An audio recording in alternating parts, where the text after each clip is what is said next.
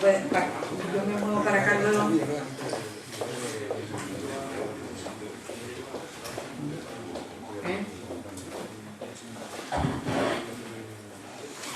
Buenas noches. Iniciamos hoy la tercera mesa de trabajo dentro de las jornadas Apunte para la Historia de la Ciudad de Badajoz, y en esta ocasión contamos con la presencia de José María Lama. Es para mí y para la Junta Directiva un honor el contar con él. Hace mucho tiempo que nos conocemos y realmente en más de una ocasión hemos hablado de la posibilidad de que José María estuviera aquí y pudiera hablar sobre muchas de las investigaciones que él ha preparado. José María es un hombre de Zafra, eso yo creo que tiene un peso grande e importante. Es un hombre de Zafra, es un amante de Zafra, es licenciado en Historia por la Universidad de Extremadura, pero en realidad es un hombre muy polifacético. Yo creo que lo más interesante que se puede decir de José María es su faceta sobre todo de escritor, y luego la faceta muy interesante para mí de historiador y de investigador. Ha trabajado como historiador en una biografía frente al olvido de José González Barrero, alcalde de Zafra de la Segunda República. Ha trabajado sobre la amargura de la memoria, república y guerra en Zafra, que creo que es uno de los textos más interesantes que se han hecho sobre este tema. Recibió el premio de investigación Arturo Barea de la Diputación de Badajoz. Es una obra absolutamente recomendable para todos ustedes, muchos de ustedes la conocerán. Ha hecho una historia de Zafra del padre Matamoros de 1828, ha trabajado sobre el Instituto Republicano, el Centro de Segunda Enseñanza de Zafra de 1928 a 1937, ha trabajado también y ha colaborado y coordinado Ayuntamiento y Democracia en Extremadura, Extremadura y la Modernidad, y es autor de un libro de poemas magnífico que es El Nido de Antófora, del año 88. También trabaja actualmente como director técnico de la empresa de consultoría cultural E-Cultura, y viene desarrollando unas tareas culturales, educativas y territoriales en todo tipo de actividades. La ponencia de hoy de José María tiene un título muy sugerente, que es El pensamiento político, orígenes, amistades y otras circunstancias del primer liberalismo en Extremadura. Para nosotros es realmente un honor el poder contar con él, y sobre todo el saber que a través de la obra que la Diputación realizó y que él coordinó bajo el título Extremadura y la modernidad, nosotros le pedimos a José María que esa visión de la modernidad nos la presentara hoy aquí en La Económica. Gracias, José María, por estar con nosotros. Muchas gracias, Carmen. Quiero agradecer en primer lugar la invitación de la Sociedad Económica Amigos del País de Badajoz, y especialmente de Carmen Araya, para participar en este ciclo. 2010 es el año del bicentenario de la apertura de las Cortes de Cádiz, donde se forjó la primera muestra del proceso constitucional español, la Constitución de 1812. Desde hace algunos meses se viene llamando la atención sobre la relevante aportación de Extremadura a ese momento fundacional del liberalismo español. La intención no es nueva, pero la insistencia de los historiadores que durante años reclamaron ese papel preponderante del liberalismo extremeño parece haber cuajado solo con ocasión, y así suele ocurrir, de un aniversario redondo. Los afanes de Gómez Villafranca o de Antonio Rodríguez Moñino, proseguidos en fechas cercanas por Alberto Gil Novales o por Fernando Pérez González, parecen estar cumpliéndose. Primero fue la Diputación de Badajoz, Carmen lo ha señalado, que impulsó la edición de un libro presentado en octubre pasado y que tuve la satisfacción de coordinar. Algunos de los autores del libro están aquí presentes: Extremadura y la modernidad, la construcción de la España constitucional 1808-1833. Esta obra está acompañada de una exposición que está recorriendo aún varias localidades extremeñas. El 18 de marzo pasado, La Económica comenzó un ciclo de conferencias, ese ciclo que hoy nos acoge, y por el que están pasando historiadores y juristas para poner de relieve varios aspectos de ese primer liberalismo en Badajoz. El 25 de marzo, la Asamblea de Extremadura, por unanimidad de todos los diputados, aprueba una propuesta de impulso para instar a la celebración, difusión y promoción del estudio Además, y como cierre por ahora de estas iniciativas, el Ayuntamiento de Cabeza del Buey parece ser que prepara la convocatoria de un premio nacional con el nombre de Diego Muñoz Torrero. Un libro, una exposición, un ciclo de conferencias, una propuesta de la Asamblea de Extremadura, un premio nacional. Esos son los jalones de un prometedor camino que esperamos que tengan más recorrido y acabe por popularizar lo que ahora, reconozcámoslo, no es más que conocimiento y pasión de minoría. Y todo esto para poner en valor algo que en justicia no debería ser necesario: el protagonismo de Extremadura en el primer liberalismo español. Se ha repetido varias veces en los últimos meses y lo vuelvo a recordar ahora. En apenas 40 años, de 1808 a mitad del siglo, 3 extremeños fueron presidentes del gobierno de España, 10 extremeños ministros, hasta en 25 ocasiones, y 9 presidentes de las Cortes, del Congreso de los Diputados o del Senado. Pero la importancia de Extremadura en la política de esa época no tiene que ver solo con los cargos. Atañe también a otras funciones, a otras responsabilidades, a otros protagonismos, tanto políticos como intelectuales o literarios, que contribuyeron a forjar un nuevo siglo y un cambio de orientación trascendental en la historia de España. Sobre el primero de esos protagonismos, el de Diego Muñoz Torrero, en la sesión de apertura de las Cortes de Cádiz el 24 de septiembre de 1810, ha dicho alguien: en un cuarto de hora, Muñoz Torrero había lanzado a la faz de la nación el programa de un nuevo gobierno y la esencia de nuevas ideas.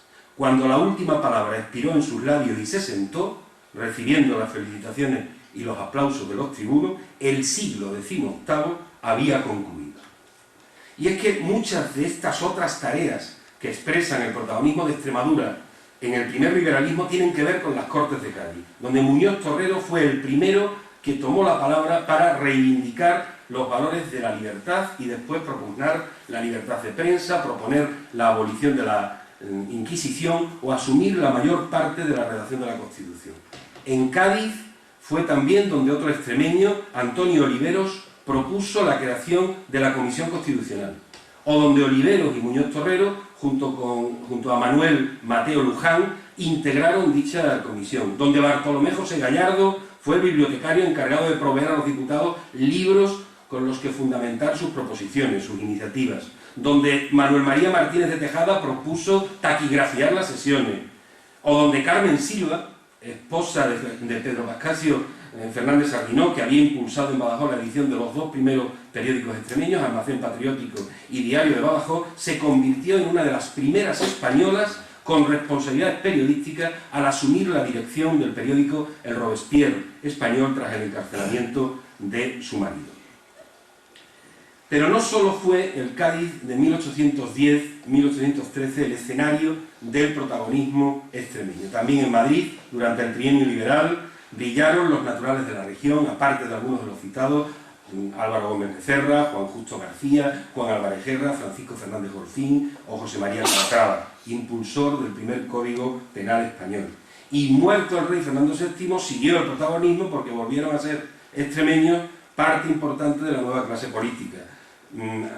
Gómez Becerra, Calatrava, Facundo Infante, Antonio González, José Landero, Diego González Alonso, y fuera ya de estas primeras generaciones de políticos nacidos en torno a las Cortes de Cádiz o al trienio, los conservadores Juan Bravo Murillo o Juan Donoso Cortés. Suele creerse, y quizás esta sea la tesis fundamental que me propongo exponerle, suele creerse que la excepción es hija de la casualidad.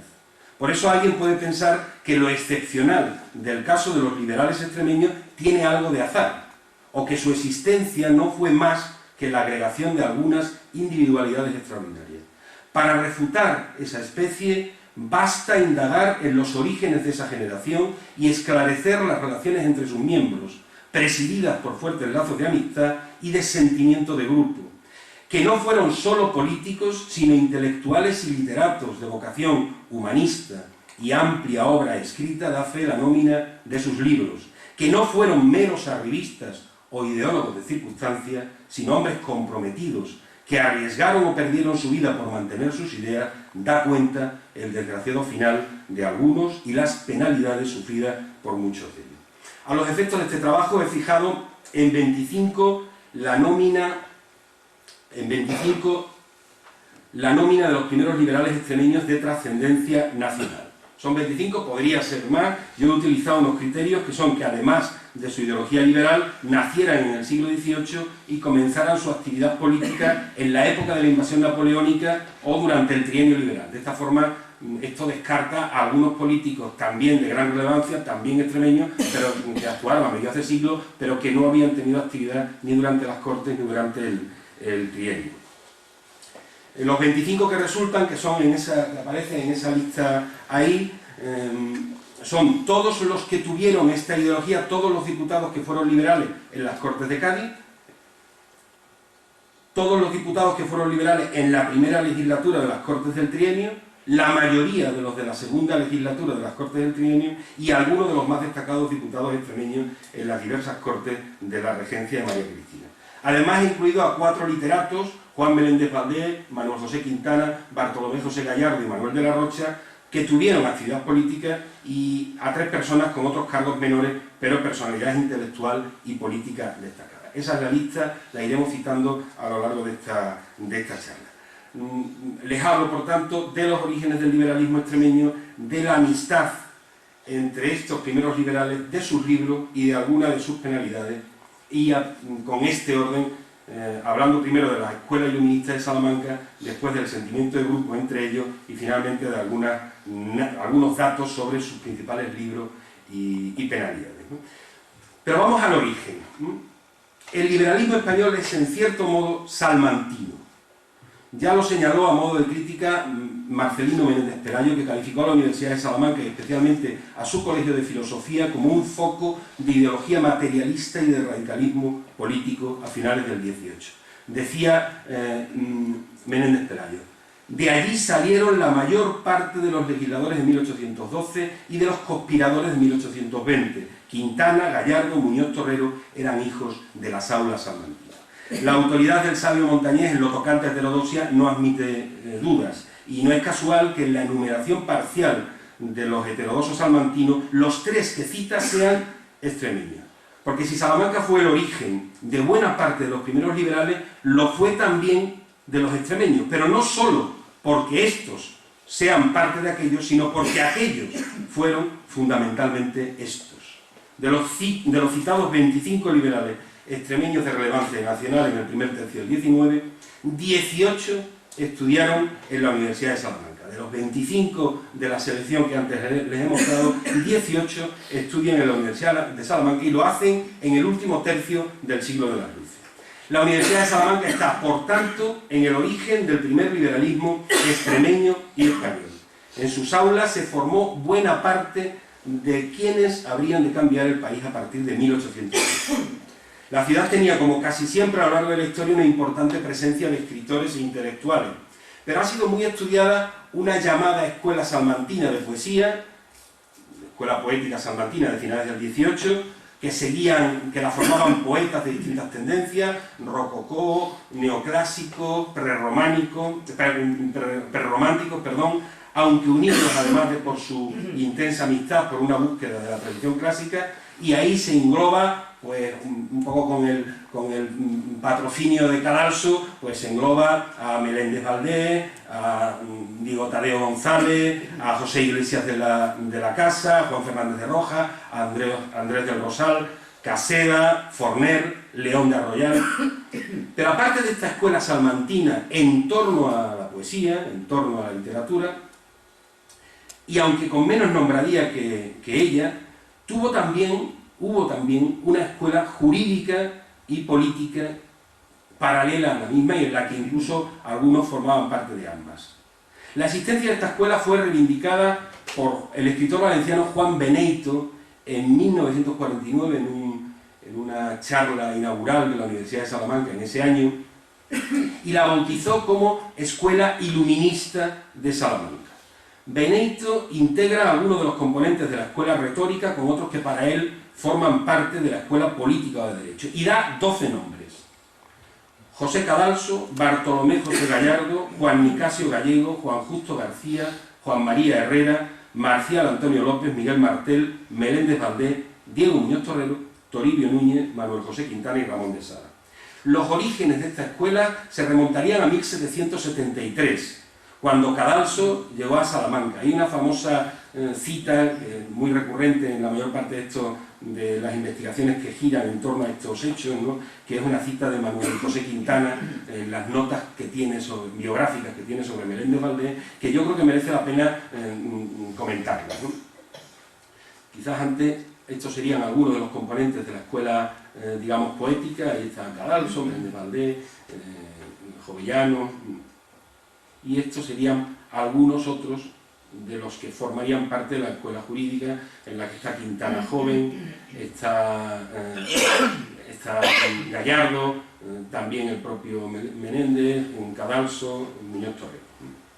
Decía que la referencia, la forma en que Manuel José Quintana nos describe lo que estaba pasando en la Salamanca de 1773, creo que merece la pena recordarlo. Dice Quintana: empezaba ya a formarse aquella escuela de literatura, filosofía y buen gusto que desarrugó de pronto el ceño desabrido y gótico de los estudios escolásticos y abrió la puerta a la luz que brillaba a la sazón en toda Europa, la aplicación a las lenguas sabias, así antiguas como modernas, el adelantamiento en las matemáticas y verdadera física, el conocimiento y gusto a las doctrinas políticas y demás buenas bases de una y otra jurisprudencia, el uso de los grandes de la antigüedad y la observación de la naturaleza para todas las artes de imaginación, los buenos libros que salían en todas partes y que iban a Salamanca como un centro de aplicación y de saber, en fin, el ejercicio de una razón fuerte y vigorosa, independiente de los caprichos y tradiciones abusivas de la autoridad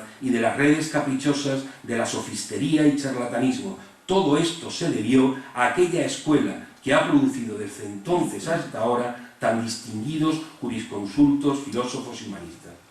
Aunque Benito dice que predominan los extremeños, solo menciona expresamente a tres: a Gallardo, a Meléndez Valdés y a Herrera, bibliotecario y que después fue diputado en las Cortes de Cádiz, ¿no? No sabemos si es por desconocimiento o por elipsis. El caso es que está obviando la procedencia también extremeña de otros tantos miembros de ese grupo: el matemático García de Zafra, el jurista Muñoz Torrero de Cabeza del Buey, el propio poeta Quintana, aunque nacido en Madrid, también originario de Cabeza del Buey. Por tanto, 6 de los 12 miembros citados de la Escuela Iluminista de Salamanca, considerada incluso heterodoxa por el propio Menéndez Pelayo, eran extremeños. 6 de los 12. Clérigos, poetas, filósofos, juristas, entre ellos el papel de mentor en los primeros tiempos se le atribuye también a Cadalso, que estuvo en Salamanca en el 73-74, el de animador a Meléndez Valdés, que estuvo en Salamanca del 72 al 89, pero después, dentro de la escuela, empiezan a adquirir relevancia Ramón de Sala en el 73, Diego Muñoz Torrero llega en el 76, está hasta el 90 y es rector en el 88, y van sucediéndose uno tras otro. Juan Justo García, a partir del 66, en el 72 llega Martel, en fin. No todos coincidieron. El grupo fue perdiendo y ganando componentes durante los 30 últimos años de la centuria. Estos 12 miembros canónicos mencionados por Benito habría que añadir otros muchos, entre ellos algunos extremeños también: Manuel Mateo Luján, que estudió leyes; Antonio Olivero, que fue catedrático del Colegio de Arte en Salamanca; Álvaro Gómez Becerra, que llegó y se licenció en el 96; Juan y José Álvarez Guerra, que cursaron también leyes. En fin, van pasando por lo que llamaré la factoría de ese primer liberalismo español, una serie de relevantes intelectuales, juristas, que después pasarían a tener relevancia también política. De 1766 a 1800 transcurre, por tanto, un tercio de siglo casi exacto en los que dio tiempo para que los primeros en llegar, García, Meléndez Valdés, Muñoz Torrero, Luján, Olivero, le diera clase a los siguientes, fueran profesores de los siguientes. Durante ese final de siglo, la Universidad de Salamanca vivió momentos de una gran pugna entre renovadores y tradicionales.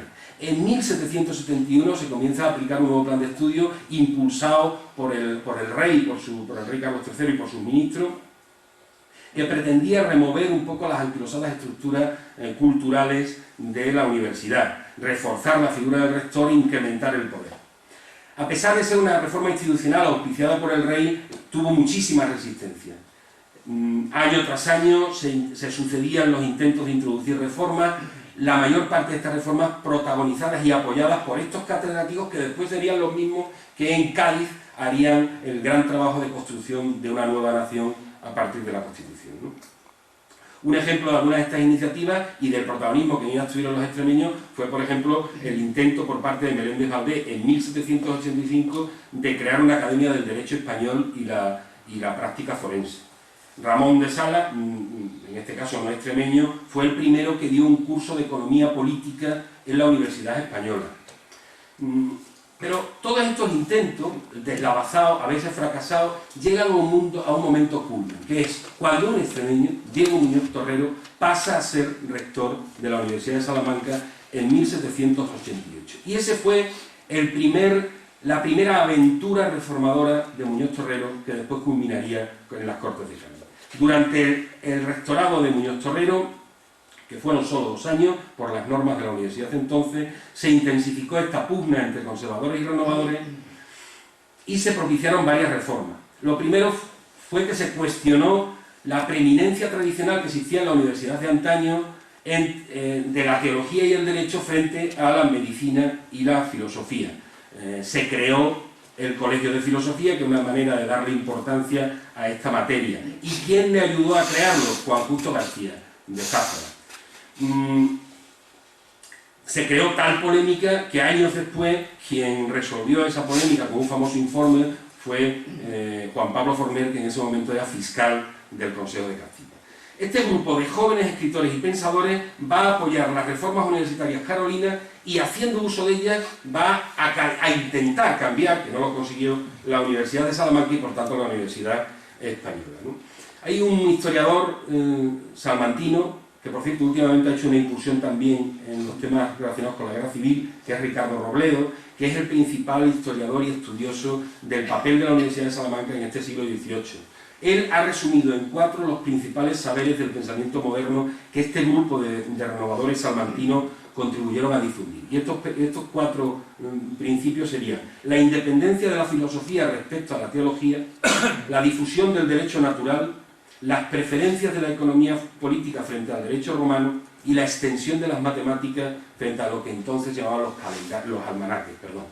Estos son los 4 bloques de saberes que impulsan estos liberales extremeños en esta época. Ellos son introductores de la nueva filosofía utilitarista de Bentham, o del sensualismo de Condillac, o de Ti de Tracy. Ellos fueron, entre ellos Juan Justo García, Miguel Martel, Toribio Núñez. Ellos son los que propician la instalación del derecho natural en la enseñanza universitaria, y es Meléndez Valdés quien lo defiende. Ellos son, ya lo hemos citado, a Ramón de Salas, quienes introducen la economía política en la universidad. Y ellos son también, y en este caso Juan Justo García, quien divulga, quien introduce la matemática moderna en la Universidad Española, ¿no? Frente a Aristóteles o Tomás de Aquino, comienzan a oírse en las aulas universitarias otros nombres, ¿no? Algunos como los que hemos citado, y esos nombres se escuchan gracias al papel de estos liberales, ¿no?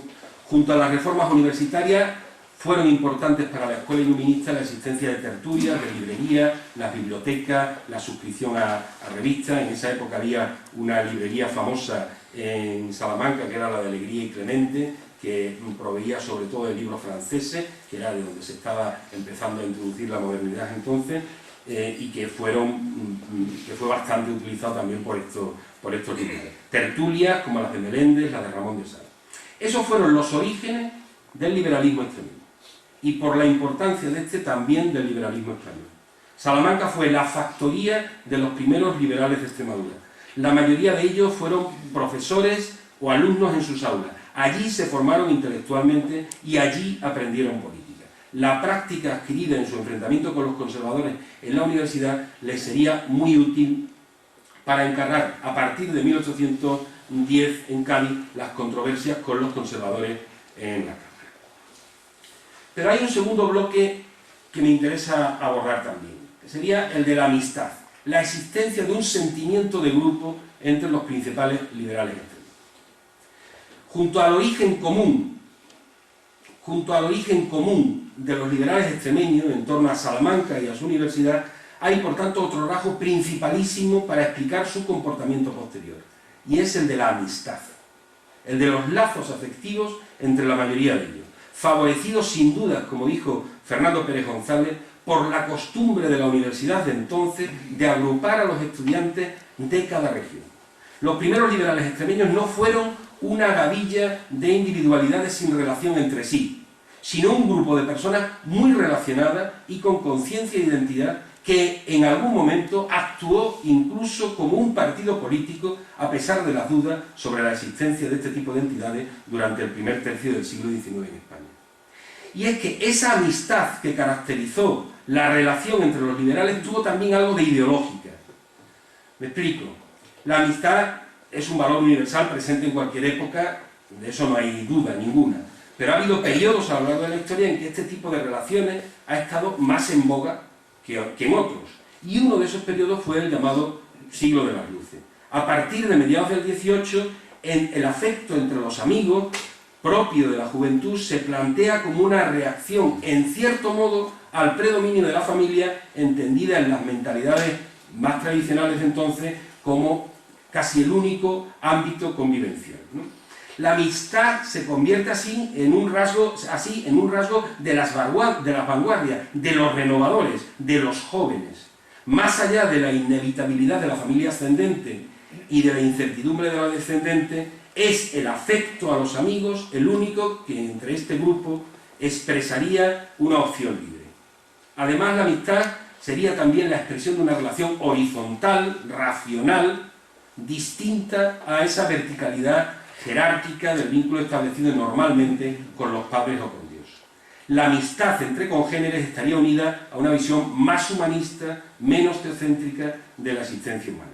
Durante el siglo de la razón, al comenzar a sustituirse ese predominio de Dios por el de los hombres, la relación entre estos adquiriría más relevancia que en épocas anteriores. Este culto a la amistad le llegó a los ilustrados y a los protoliberales españoles a través de Cicerón, y ellos llegaron a Cicerón a través de Voltaire. El filósofo francés consideró algunas de las obras del orador romano como las más bellas de la sabiduría humana y afirmó que había sido quien le había enseñado a pensar. Cicerón, autor de un famoso diálogo de la amistad, decía que esta no es otra cosa que la concordia respecto a todo lo divino y lo humano, acompañada de buena voluntad y amor. Y tenía unas frases que son claramente aplicables a este grupo de ilustrados y de protoliberales, entre los cuales había tantos extremeños, ¿no? Decía Cicerón: ¿cómo puede ser soportable aquella vida que no descansa en la mutua benevolencia de un amigo? ¿Qué cosa tan dulce como tener uno con quien hablar de todo tan libremente como consigo mismo? ¿Sería por ventura tan grande el fruto de las prosperidades si no tuviéramos quien de ellas se alegrara tanto como nosotros? ¿Y se podrían sufrir las adversidades sin uno que las sintiese aún más que los mismos que las experimentan? De esas palabras de Cicerón dieron fe extrema los poetas ilustrados de Salamanca, cuyos poemas bucólicos, melancólicos, amanerados incluso, se han considerado propios de una llamada poética de la sensibilidad, en la que ya no solo el amor, como en otras épocas literarias, sino la amistad de los amigos se convirtió en un importante tema de poesía. Del dulce Batilo, Juan Meléndez Valdés, son versos como estos: probad, probad ansiosos los sentimientos finos de la amistad, gozando de su calor benigno, que el néctar que la abeja liba con dulce pico en el florido valle del cárdeno Jacinto, comparación no tiene con el dulzor divino que dos amigos gozan de corazón sencillo cuando a la par sentados con simple desaliño, cuanto en su pecho esconden, se dicen sin testigos. En la biografía de cada uno de los primeros liberales extremeños, de los primeros liberales españoles, se cruza siempre la de alguno de los otros. No es que todos se conocieran y se frecuentaran, pero muchos eran amigos entre sí. Fueron vidas entrelazadas, sobre las que es inevitable concluir que, más allá de que las concordancias afectivas lleven alguna vez a las ideológicas, fue la coincidencia en la visión del mundo la que generó una simpatía mutua. La nómina de amistades es prolija. No pretendo aquí hacer una relación exhaustiva. Al principio también está Cadalso, aun sin ser extremeño. De él es una famosa frase que es: nada me importa tanto como mis amigos.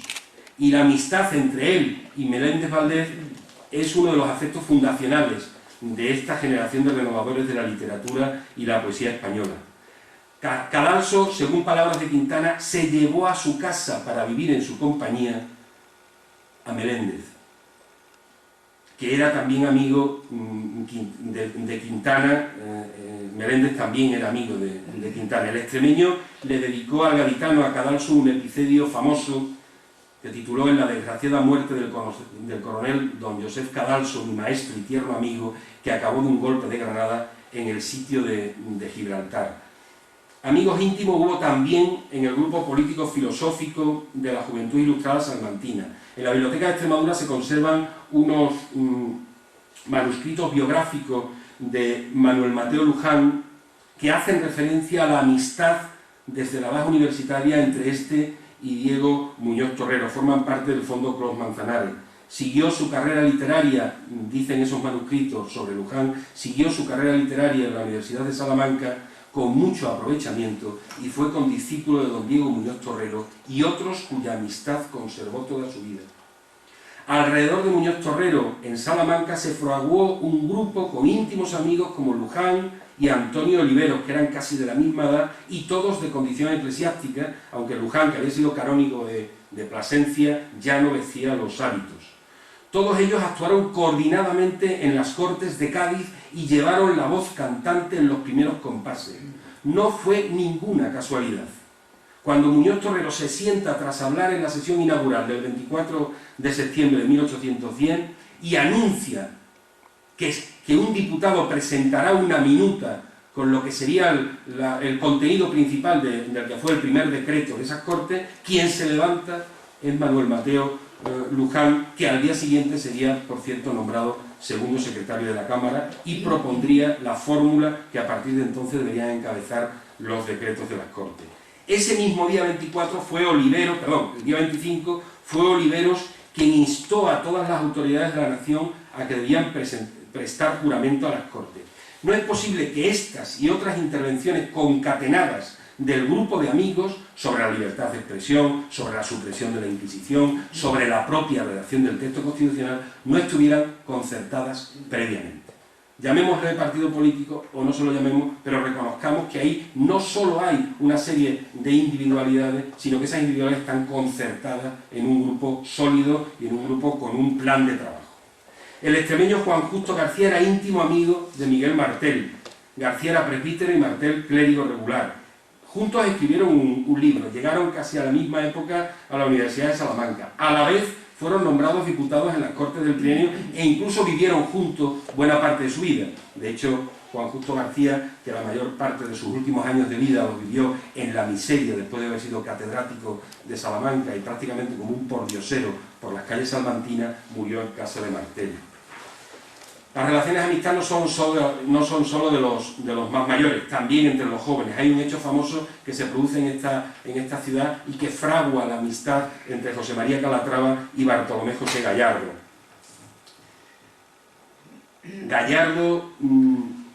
Calatrava salvó a Gallardo de una situación comprometida el día 30 de mayo de 1808 en Badajoz. Después de abandonar Madrid el 6 de mayo, Gallardo había vuelto a Campanario, contribuyendo por el camino a la insurrección de los pueblos por los que iba pasando. A los pocos días se trasladó a Badajoz y se hospedó en el convento de San Francisco, pero de allí salió para la cárcel detenido en uno de esos confusos sucesos que ocurrieron en la capital y que antecedieron a la muerte del conde de la Torre del Fresno. Cuenta un cronista que cuando el pueblo acabó con la vida del gobernador, después de las famosas salvas disparadas por María Cambero la maricona, alguien gritó: al traidor que está en la cárcel, y se sacó del convento de San Francisco.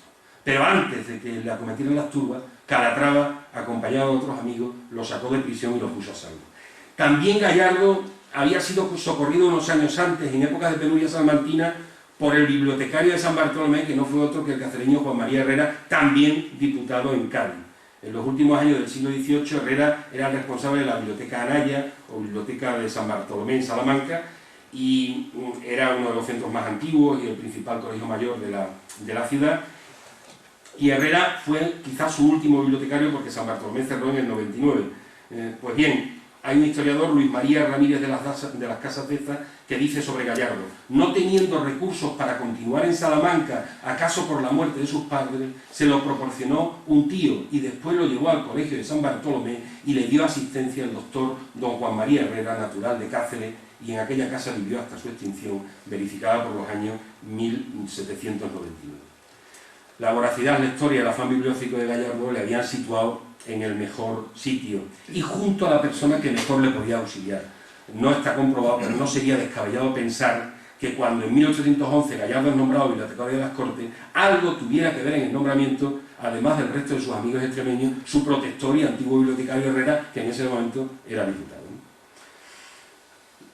Cuando Gallardo tuvo problemas al frente de la biblioteca, otro de sus amigos le socorre. ¿Quién? Francisco Fernández Golfín, que es uno íntimo amigo suyo, y que por esa época, junto a otros diputados, se reunían para preparar las estrategias políticas en las Cortes y se reunían en la biblioteca.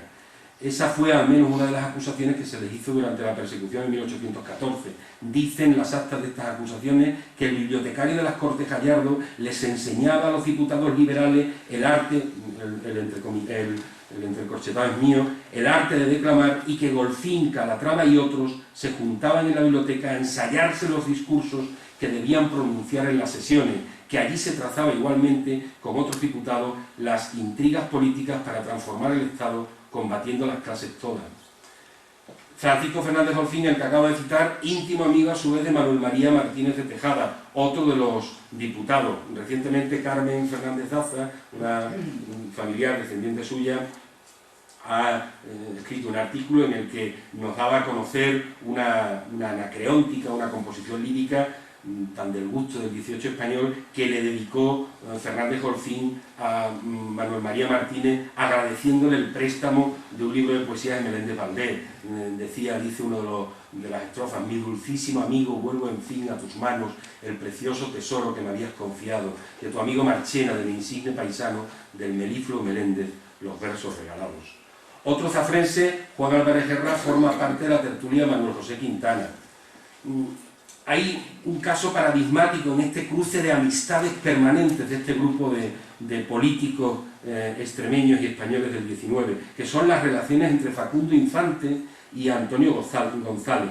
Los dos abandonan juntos España en el año 23, huyendo de la represión que se iniciaría en la década ominosa. Uno de ellos tenía 33 años, el otro tenía 31 años. Habían nacido a unos kilómetros de distancia, en pueblos cercanos. Uno había nacido en Valencia del Monbuey, el otro en Villanueva del Fresno. Infante era militar, se había exiliado en 2 ocasiones durante el primer periodo fernandino por sus ideas liberales, y en 1820 se había sublevado junto con Riego. Fue nombrado teniente coronel durante el trienio y su carrera política también tenía algunos galones, porque había sido diputado, secretario de las Cortes, fue condenado a muerte por votar en la Cámara en 1823 la incapacidad del rey. González, en cambio, era abogado, era más bisoño en política, aunque después llegaría a ser presidente del gobierno. Ambos eran masones y dejan España por Gibraltar con el entonces coronel Antonio Seoane y con un hermano de este. Se embarcan hacia América, llegan a Río de Janeiro y desde allí se dirigen al Perú. Son detenidos por las tropas coloniales españolas, logran escapar, salvo González, que está a punto de ser fusilado en represalia, y una vez que es liberado, González se dedica a la abogacía y consigue una considerable fortuna, mientras que Infante se hace amigo nada más y nada menos que de Simón Bolívar y de Sucre, y acaba asumiendo, que es uno de los casos, un caso curioso en la historia política de esta región, acaba asumiendo este extremeño durante 2 años el Ministerio del Interior de Bolivia. En julio de 1825, ambos son los que median para liberar a Baldomero Espartero, que había sido encarcelado por Bolívar, y consiguen que vuelva a España. Y esta mediación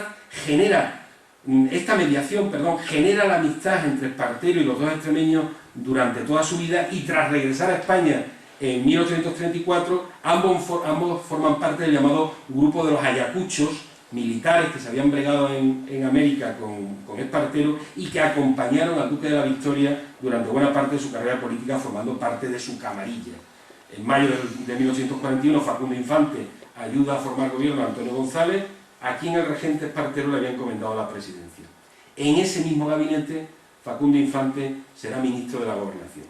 algún historiador contemporáneo se refiere a ese gobierno como el de González Infante. Es significativo de la amistad entre estos dos personajes que precisamente el autor de la única biografía de Infante sea Ulpiano González de Olañete y González de Ocampo, vizconde de los Antrines, hijo del marqués de Valdeterrazo, esto es, hijo de Antonio González y González, el compañero de aventuras americanas y ministeriales de Facundo. Baste lo dicho para acreditar el segundo rasgo de los liberales que me interesa aquí destacar: las relaciones de amistad entre ellos. Muchos fueron amigos e incluso familiares. No hay que olvidar que de esos 25 nombres que antes propuse, Ramón y José María Calatrava eran hermanos, Juan y José Álvarez Guerra de Zafra también eran hermanos, Mateo Luján y Francisco Luján eran padre e hijo. Por tanto, amigos, familiares, una relación realmente que hace alejar cualquier presunción de casualidad de alguna de las cosas que protagonizaron luego, ¿no? Muchos fueron, por tanto, como digo, amigos e incluso familiares, y eso niega también que su acceso a los más altos puestos de la política nacional durante el primer tercio del siglo XIX fuera solo fortuna de individuos aislados. Más bien fue el resultado de la formación privilegiada de una generación de extremeños unidos entre sí. Y para terminar, dedicar una parte de mi intervención a lo que llamo otras circunstancias, y en las que incluyo una referencia a los libros y a las penalidades. Ha habido épocas, como las del primer liberalismo, en que no era posible deslindar la función del político de la función del intelectual o del creador. Suele ocurrir en los momentos en que se barrunta un nuevo sistema o se colabora en su advenimiento. En esos momentos, el afán regenerador es tal que debe ser completo, y hablar de política, preocuparse por el país, no es posible sin hablar de humanidad, sin preocuparse por el ser humano. Así, en la política, en esos momentos nos encontramos no solo a juristas, sino también a poetas, a escritores, a filósofos, a artistas, a polígrafos. Suele ocurrir siempre en esos momentos de inicio de los nuevos regímenes, de los nuevos sistemas, en esos momentos fundacionales. Después, la nefasta especialitis que convierte al político en alguien sin inquietudes intelectuales o artísticas, o al artista y al escritor en un despreocupado de la política, eso ya es fruto de la madurez previa a la podredumbre de los sistemas políticos y no de su nacimiento. A comienzos del siglo XIX, la inquietud por los problemas de la nación era una derivación más de la inquietud por los problemas de la existencia humana, y por tanto concurrían en la cosa pública sobre todo los intelectuales, o mejor, la mayoría de los políticos lo eran. Si revisamos la producción intelectual, literaria y artística de los 25 liberales que nos sirven de muestra en esta charla, es cierto que nos hallamos con 9 que fueron ágrafos, y que 5 de ellos, curiosamente, Muñoz Torrero, Oliveros, Luján, Herrera, Martínez de Tejada, eran diputados en Cádiz. Pero no son estos últimos casos de desinterés intelectual, sin descartar, que es lo más probable, que tengan obras no conocidas por nosotros. 2 de ellos murieron cuando aún no habían podido disfrutar de libertad de imprenta, Luján en el 13 y Oliveros en el 19, y aunque de todos ellos quedan muestras suficientes en el diario de sesiones de su actividad intelectual, no llegaron, o por lo menos no tenemos conocimiento de que editaran ningún libro. Yo creo que solo de esos 25 se puede hablar de ágrafos en puridad en 4 casos: el militar Facundo Infante, los juristas Antonio González, Ramón Calatrava y José Landero. Es significativo que de ellos el único que estudió en Salamanca fuera Landero. Por tanto, la mayoría de los liberales extremeños fueron escritores, y su obra, que forma parte de estas otras circunstancias con las que quiero terminar de hablarle, podemos agruparla en literatura, poesía, dramaturgia y novela, traducción, agronomía, jurisprudencia y economía, pedagogía y filosofía. Repasamos rápidamente, solo a efectos de muestra, lo que fue la producción de estos liberales. En poesía, a los poetas más reconocidos en España, Juan Meléndez Valdés y Manuel José Quintana, y a los que tuvieron un cierto reconocimiento regional, como el llamado pastor de Extremadura, Manuel de la Rocha, del cual está ahí la portada de su libro. Hay que unir también poemas satíricos de Gallardo, o poemas ocasionales de otros, como por ejemplo José María Calatrava. De novela solo he encontrado una, solo conozco una novela de este grupo. Se trata del Templo de Amón y los Pitagóricos, novela literaria extractada de las memorias y viajes de un emigrado, publicada en Madrid en 1839 por Diego González Alonso. En teatro merece que nos detengamos un poquito. El principal dramaturgo de este grupo está casi, se podría decir, embozado. Se trata de Francisco Rodríguez de Ledesma y Bairado, presidente durante algunas semanas en las primeras Cortes Ordinarias tras las de Cádiz en 1813. Era extremeño, natural de Salvatierra de los Barros, y Rodríguez de Ledesma firmó numerosas obras. Yo creo que es un personaje que le falta todavía una investigación en profundidad. Firmó numerosas obras de teatro de finales del 18 y comienzos del 19, algunas representadas en los teatros de Madrid.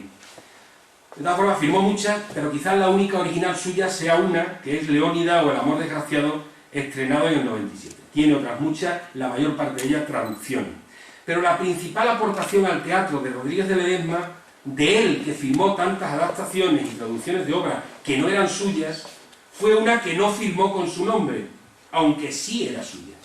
Se trata de un famosísimo libro para la gente del teatro, publicado a principios del 18, que es El ensayo sobre el origen y naturaleza de las pasiones del gesto y de la acción teatral, con un discurso preliminar en defensa del ejercicio cómico, que fue publicado en 1800 y que se firmó con un seudónimo que hasta hace poco ha sido una incógnita. El seudónimo era Fermín Eduardo de Zeglir-Kosac. Se ha llegado a pensar que era Moratín, pero en un artículo en 2004 en la revista estadounidense 18, Fernando Domínguez Rico, profesor e investigador de la Escuela Superior de Arte Dramático de Madrid, desveló que Fermín Eduardo de Zeglir-Kosac era realmente un anagrama de Francisco Rodríguez de Ledesma. Esto es, un nombre escrito con las mismas letras que las suyas originales, y que, como este tipo de anagramas del 18 tienen dos nombres propios comunes o entendibles y un apellido prácticamente impronunciable. Aquí tenemos, por tanto, a un extremeño que hay que seguir recuperando porque tiene esta faceta también teatral importante. La traducción. El afán divulgador de los intelectuales liberales les llevó a publicar numerosas traducciones y adaptaciones de obras extranjeras. Hacían inteligibles así las muestras literarias de otros lares o los avances europeos en el ámbito de la ciencia o la filosofía. Traducciones del italiano y del francés fueron la mayoría de las obras, precisamente, de Rodríguez de Ledesma. Una traducción del francés fue el Diccionario Universal de Agricultura de Rocier, la primera publicación exenta de Juan Álvarez Guerra. Su paisano Juan Justo García también tradujo y adaptó al castellano las ideas del censista francés de T. de Tracy. Y Diego González Alonso publicó a la juventud estudiosa explicación detallada del sistema de los conocimientos humanos conforme al discurso preliminar de la Enciclopedia de D'Alembert. Agronomía. La preocupación liberal por la agricultura se enraiza en las ideas fisiocráticas del siglo XVIII. El economista francés François Quesnay subrayó la necesidad del gobierno de la naturaleza y de esta como única fuente generadora de riqueza. El interés por estos frutos de la naturaleza, los cultivos y una incipiente reforma agraria, tiene como principales representantes en Extremadura a dos de los hermanos Álvarez Guerra, Juan y Andrés. Solo por destacar, los dos de Zafra, solo por destacar la obra de Juan, al haber sido el único, Andrés no fue incluido en este estudio, el único incluido en este estudio, Juan Álvarez Guerra, sería el agrónomo, el fisiócrata del grupo de liberales extremeños. Tiene 4 obras relacionadas con la agricultura. La primera es esta, a los 27 años, esa traducción del Diccionario Universal de Agricultura de Rocier, una obra inmensa de 16 volúmenes, con más de 400 páginas cada uno, que el hombre tradujo a principios del siglo XIX. Después publica Descripción y diseño del trillo. Después Cultivo del arroz anegado, que es esta que les presento aquí la portada. Un proyecto de una ley agraria. Él fue ministro de Agricultura, de hecho, ¿no? y por tanto lo era también por vocación propia, ¿no? Preocupaciones agrícolas también tuvo otro extremeño, Diego González Alonso, que escribió en 1840 la nueva ley agraria, con un apéndice que en ocasiones se le ha atribuido a él y otras veces a una hermana o una hija, que es un apéndice que se llama Agricultura en Jersey, pero que realmente es de una hija que consiguió precisamente con una beca de la Sociedad Económica de Amigos del País de Granada, ¿no? O el propio poeta Manuel de la Rocha, que también se interesó por la agricultura y publicó una curiosa memoria sobre la aclimatación del cacao en Extremadura, ¿no? Pedagogos, me parece pedagogos, sí. De pedagogos no tengo nada que mostrarles, pero de pedagogos tenemos en el grupo a Pablo Montesino, que publicó el manual para los maestros de escuelas de párvulo, que impulsó la primera escuela de párvulos de España, la Escuela Normal Central de Maestros. También se interesó el propio Diego González Alonso, que también escribió un libro sobre educación práctica en 1840. Derecho y economía. Derecho y economía. Los liberales del 19 tuvieron algo también de arbitristas del 17, preocupados por lanzar a la opinión pública propuestas de regeneración social y económica o de reformas de estamento. El propio Rodríguez de Ledesma, que antes le veíamos haciendo sus pinitos en el teatro, es autor de un discurso sobre el voto de Santiago de 1805 que proponía la desaparición de ese impuesto. Fernández Olfín editó unas conversaciones militares que no eran más que